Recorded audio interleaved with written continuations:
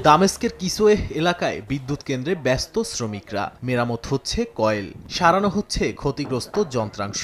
কিন্তু যতই মেরামত হোক, বিদ্যুৎ পৌঁছায়নি বহু ঘরে। কারণ একটাই, বিদ্যুৎ চুরি ও ট্রান্সমিশন লাইন লুটপাট।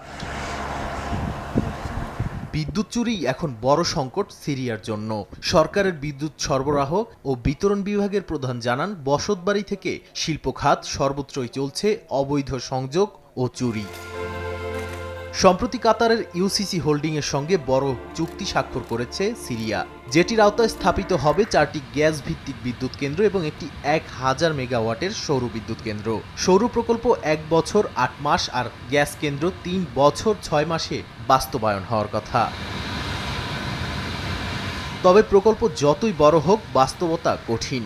দেশজুড়ে 80 কিলোমিটারের বেশি বিদ্যুৎ লাইন লুট হয়ে গেছে। বিদ্যুৎ বিভাগের কর্মকর্তারা বলছেন, অস্ত্রধারী চক্রগুলো বিদ্যুৎ লুট করছে দিনের আলোতেও, অথচ প্রতিরোধে তারা প্রায় অক্ষম।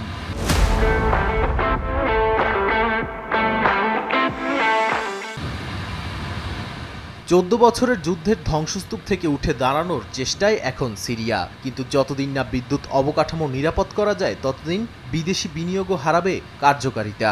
এই বাস্তবতাই দামেস্কের জন্য এখন সবচেয়ে বড় চ্যালেঞ্জ বলে জানাচ্ছেন বিশেষজ্ঞরা। নাদিম মারজান, সময় সংবাদ।